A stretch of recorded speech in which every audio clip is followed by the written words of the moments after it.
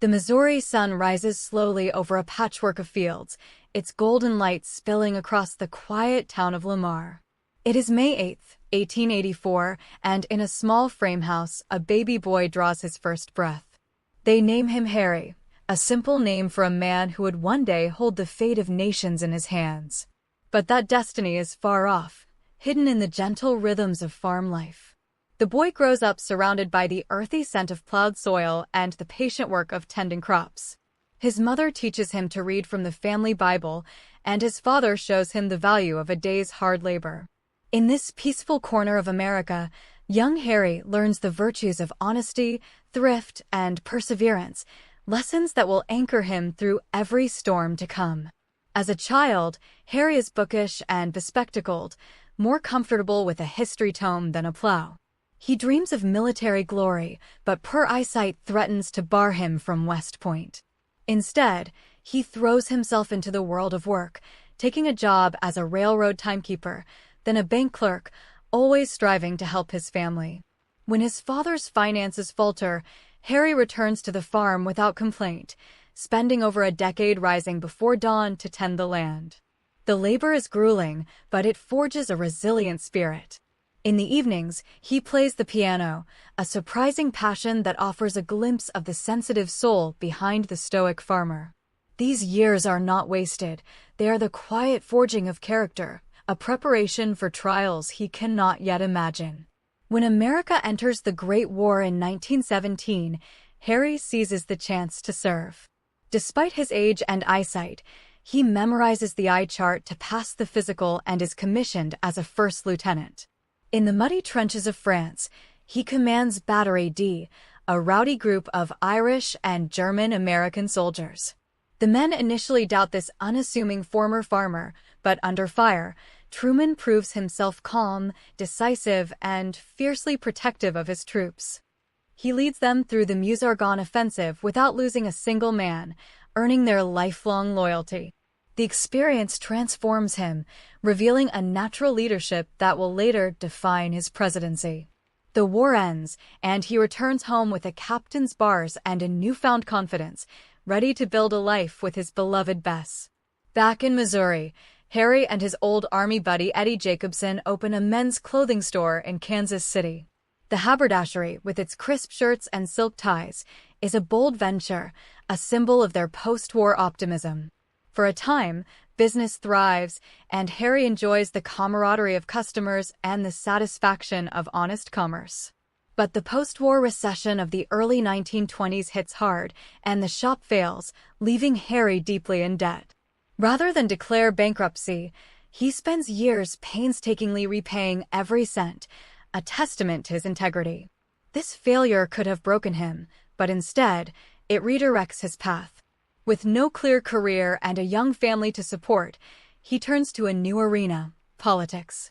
It is here that the Pendergast machine enters the story, a powerful democratic political organization that runs Kansas City. Tom Pendergast, the boss, sees potential in the honest, hard-working Truman and backs him for a county judge position. Harry wins, and though the machine is often corrupt, he manages to serve with remarkable integrity, overseeing public works projects and earning a reputation for efficiency.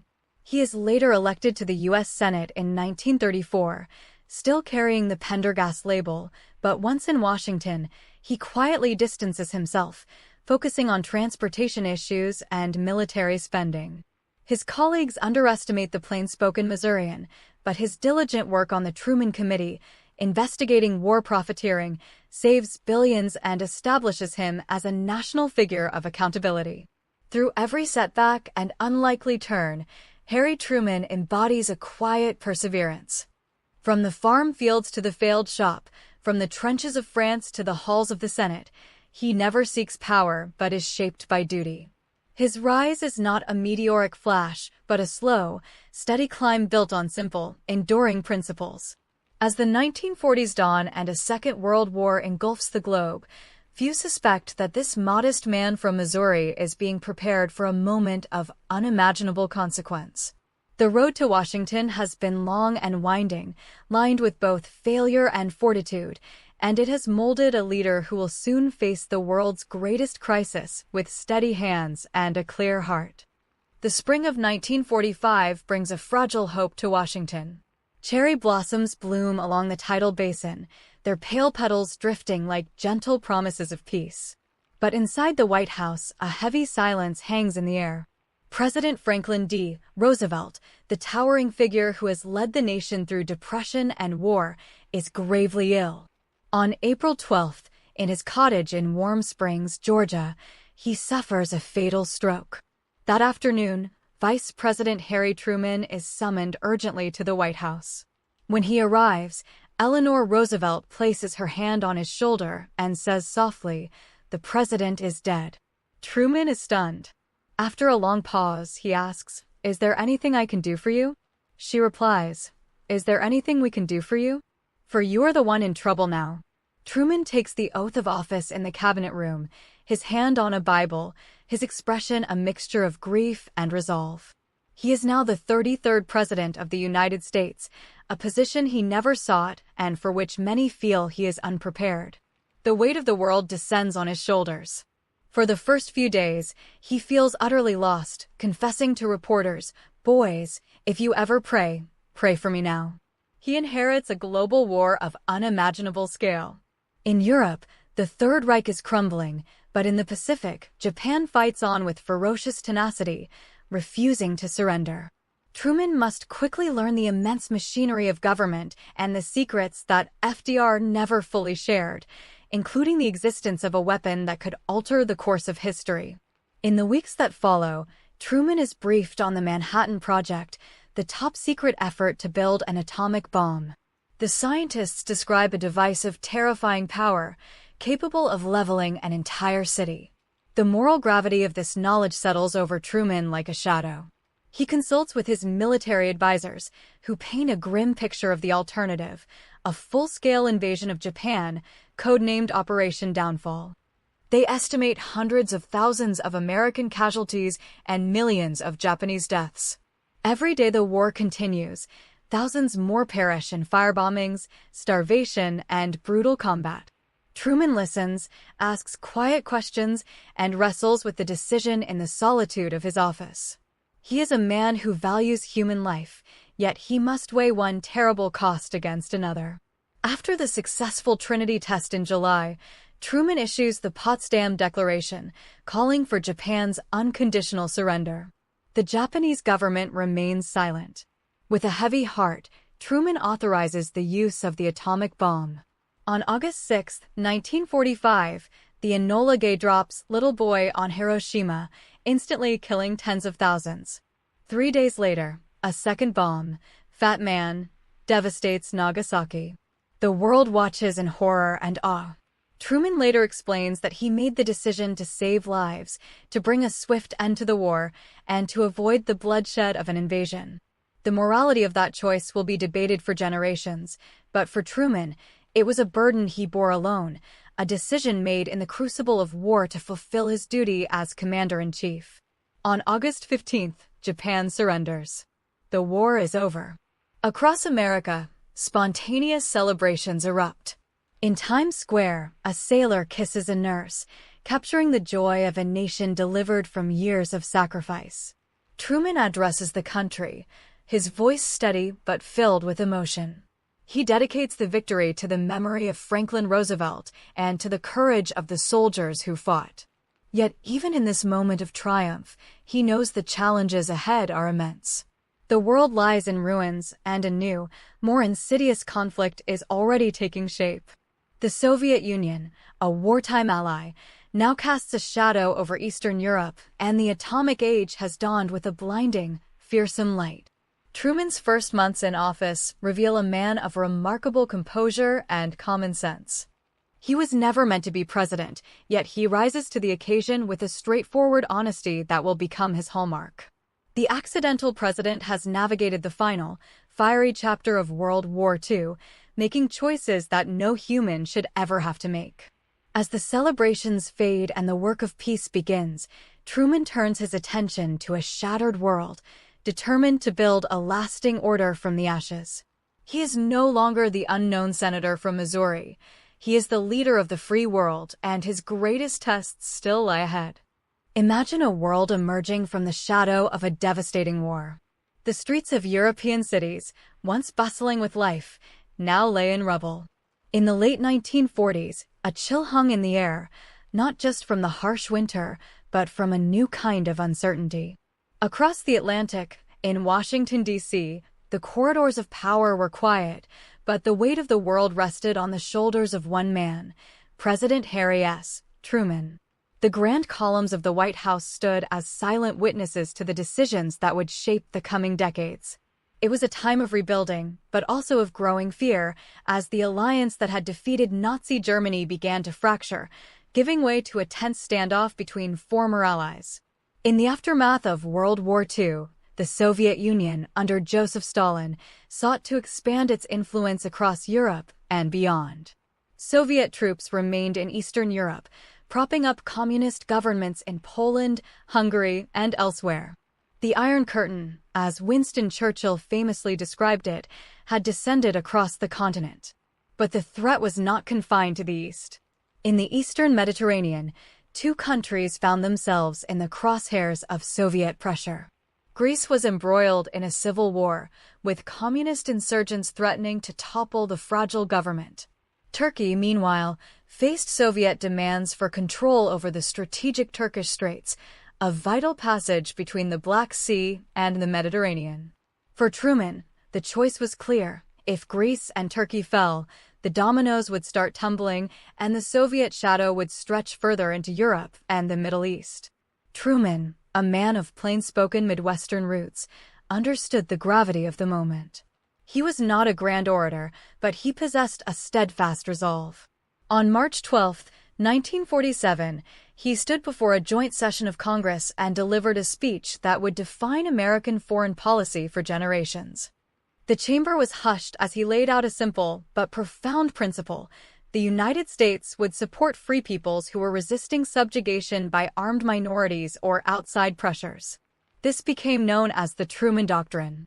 He requested $400 million in military and economic aid for Greece and Turkey, arguing that the alternative was a world divided and a threat to American security. The speech was not just about money. It was a declaration that the United States would no longer retreat into isolation, but would actively engage in the world to defend democracy. The Truman Doctrine was more than a response to a crisis. It was the birth of the policy of containment. This strategy, largely crafted by diplomat George F. Kennan, held that the Soviet system was inherently expansionist, but could be contained through firm and vigilant counterpressure. Truman's decision to aid Greece and Turkey was the first practical application of this idea. In Greece, American advisors and supplies helped the government defeat the communist insurgency. In Turkey, the show of American support bolstered the country's resistance to Soviet demands. The immediate crisis was averted, but the doctrine set a precedent. It signaled that the United States would not stand by while nations fell under communist control, and it marked the beginning of a long, costly, and often controversial struggle that would define the Cold War. The impact of the Truman Doctrine rippled far beyond the Mediterranean. It laid the groundwork for future American commitments, from the Marshall Plan to the formation of NATO. Yet, it also had its limitations. The policy of containment, while successful in Europe, would later lead to entanglements in far-flung conflicts where the lines between local struggles and global rivalry blurred. Critics argued that it sometimes propped up authoritarian regimes simply because they were anti-communist. Truman himself understood that the doctrine was not a perfect solution, but in the face of Soviet expansion, he believed it was a necessary one. He saw the world not in shades of gray, but in the stark terms of freedom versus tyranny, a view that both clarified and complicated American actions abroad. As the years passed, the Truman Doctrine became a cornerstone of American identity in the post-war world. It reflected a nation stepping into a role of global leadership, not out of ambition, but out of a sense of duty. The quiet determination of Harry Truman, a man who never expected to be president, showed that, even in the face of immense pressure, principled action could make a difference. The aid to Greece and Turkey might seem like a small chapter in history, but it was the spark that ignited a half-century of American engagement. It taught us that the price of freedom is often vigilance, and that sometimes the most important decisions are made not in the heat of battle, but in the stillness of a congressional chamber where words can change the world. Imagine a continent in ruins. The year is 1947, and across Europe, cities lie in rubble. The Second World War had ended 2 years earlier, but its scars were everywhere. In London, families still huddled in bombed-out buildings, their windows patched with cardboard. In Berlin, women formed long lines, clearing bricks by hand, passing them bucket by bucket under gray, weary skies. The winter had been brutally cold. Factories stood silent, their machines rusted or destroyed. Railways were twisted metal. Ports were clogged with sunken ships. Millions were homeless, hungry, and desperate. It was, as one observer noted, a continent on the verge of collapse. The daily struggle for bread and coal consumed every waking hour. In the countryside, fields lay fallow, lacking fertilizer and equipment. This was not just a physical destruction, it was a profound economic and psychological breakdown. Hope itself seemed to be fading with the daylight. Harry Truman, the plainspoken man from Missouri, watched these developments from the White House with deep concern. He understood that a starving, hopeless Europe was a breeding ground for extremism. Already, communist parties in France and Italy were gaining strength, promising desperate people a new order. The Soviet Union, under Joseph Stalin, was tightening its grip on Eastern Europe, installing puppet governments and extracting what little resources remained. Truman's Secretary of State, George C. Marshall, a distinguished general and statesman, returned from a tour of Europe visibly shaken. He reported that the patient was sinking while the doctors deliberated. The old systems of trade and production were shattered. Without immediate and substantial help, the economic, social, and political deterioration would be irreversible. Truman knew that isolationism was no longer an option. The United States had to act, not just out of charity, but out of enlightened self-interest and a genuine belief in democratic values. On a sunny June afternoon in 1947, General Marshall stepped up to the podium at Harvard University's commencement. He did not announce a grand, detailed program. Instead, in a quiet, measured voice, he laid out a simple, powerful idea. He spoke of the breakdown of the European economic structure, of the loss of confidence in the local currency, and the desperate need for food and fuel. He declared that it was logical for the United States to do whatever it could to assist in the return of normal economic health, without which there could be no political stability and no assured peace. Crucially, he emphasized that the initiative must come from Europe itself. The nations must come together, assess their shared needs, and present a unified plan. This was not an American diktat, but an offer of partnership. The speech lasted barely 12 minutes, but its words echoed across the Atlantic. Truman, who had helped craft the message, threw his full political weight behind it, naming it the Marshall Plan. It was a masterstroke of quiet diplomacy and visionary leadership. The response in Europe was electric. British Foreign Secretary Ernest Bevin called it a lifeline to sinking men. Within weeks, 16 nations gathered in Paris to begin the unprecedented task of cooperative economic planning. They argued, negotiated, and finally produced a detailed blueprint for recovery. The numbers were staggering. Over 4 years, the United States would provide more than $12 billion in aid, an immense sum at the time. But this was not a simple handout. The aid came in the form of food, fuel, machinery, and raw materials. American experts worked alongside European engineers and farmers, sharing modern techniques. Tractors replaced oxen. New factories rose from the rubble, humming with the latest technology. Ports were dredged, canals were repaired, and trains began to run on time again. The plan was not just about money, it was about restoring productivity, dignity, and hope. Truman faced fierce opposition in Congress from those who called it a wasteful giveaway, but he patiently built a bipartisan. It was a calculated risk that a prosperous, stable Europe would be a better, safer partner for America than a destitute and resentful one. By the time the program ended in 1952, Western Europe's industrial production had soared well above pre-war levels. The specter of famine was gone. Communist parties in the West, starved of their fuel of misery, began a long electoral decline. The plan succeeded because it was based on a profound understanding of human nature. People needed more than just food. They needed a sense of control over their own lives and a belief in a better future. Truman's support for the Marshall Plan was an act of profound strategic empathy. He saw the world not just as a chessboard of competing powers, but as a community of nations sharing a common humanity. As he walked through the rebuilt streets of a European city years later, the evidence of this vision was in the solid, sunlit buildings, the bustling markets, and the faces of people who had reclaimed their future.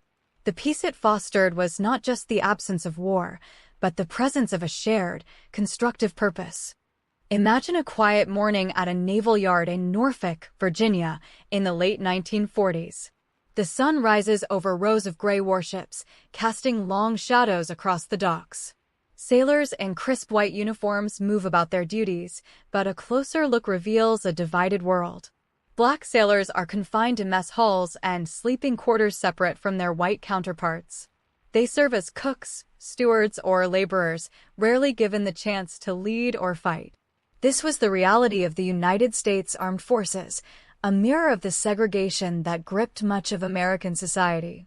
In the aftermath of World War II, over 1 million African Americans had served their country, yet they returned to a military that treated them as second-class citizens.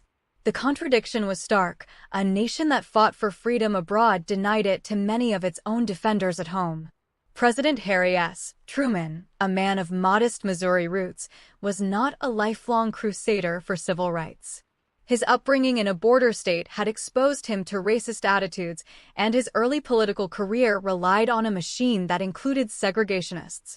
Yet, as he sat in the Oval Office, the weight of the presidency began to reshape his views. He listened to stories of Black veterans who had been beaten, even blinded, upon returning to the South. He read reports of racial violence and injustice that stained the nation's moral fabric. Truman, a student of history, also understood the global stakes. In the emerging Cold War, the Soviet Union exploited American racial discrimination as propaganda, tarnishing the image of democracy. For Truman, ending segregation in the military became a matter of national security and simple decency. He once wrote in a private note, "I am asking for equality of opportunity for all human beings, and as long as I stay here, I am going to continue that fight." In 1946, Truman established the President's Committee on Civil Rights, a bold step that produced a landmark report titled, "To Secure These Rights." The document called for the immediate desegregation of the armed forces, among other sweeping reforms. Military leaders resisted fiercely. Generals and admirals argued that integration would disrupt unit cohesion and lower morale. They claimed that social change should not be forced upon the military during peacetime, let alone in the tense post-war years. Powerful Southern Democrats in Congress, whose support Truman needed for his legislative agenda, threatened to block his programs if he pushed too hard on civil rights. The political risks were immense. Truman faced a tough re-election campaign in 1948, and many advisors warned him that embracing civil rights would fracture the Democratic Party and hand the White House to the Republicans. But Truman's mind was made up. On July 26, 1948, he signed Executive Order 9981, a document that declared, "There shall be equality of treatment and opportunity for all persons in the armed services without regard to race, color, religion, or national origin." The order established a committee to oversee the implementation of desegregation. It was a quiet revolution, set in motion with the stroke of a pen. The signing ceremony was unassuming, held in the White House with a small group of advisors. No grand speeches were made that day, but the impact would ripple through history. Truman knew the order was just the beginning. True integration would take years of persistent effort. He appointed a committee led by Charles Fahey, a former Solicitor General, to work through the logistical and cultural hurdles. Progress was slow, but the direction was clear. The military, once a bastion of segregation, was now on a path toward becoming one of the most integrated institutions in American life. The Korean War, which erupted in 1950, became an unexpected catalyst for change. Battlefield necessities demanded the efficient use of all available manpower. Black and white soldiers fought side by side in the harsh terrain of Korea, their shared sacrifices eroding old prejudices. By the end of the conflict, the majority of Army units were integrated. The Navy and Air Force, which had already begun limited integration, accelerated their efforts.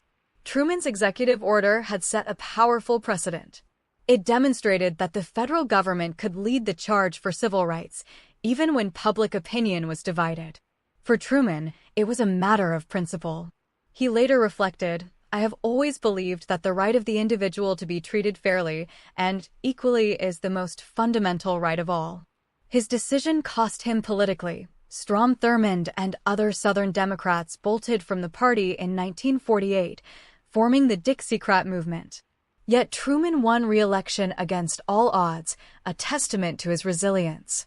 As the sun sets over the National Mall, the Lincoln Memorial glows in the fading light. Inside the White House, Truman's portrait hangs in a hallway, a reminder of a leader who chose courage over convenience. The desegregation of the military was not the end of the struggle for civil rights, but it was a vital beginning. It showed that change could happen from within the system, through the determined action of a single leader. Truman's evolution from a farmer's son with inherited prejudices to a champion of equal opportunity offers a lesson in human growth. His willingness to risk his political future for what he believed was right defined his presidency. In the quiet of the archives, the original Executive Order 9981 rests, its ink slightly faded, but its message enduring.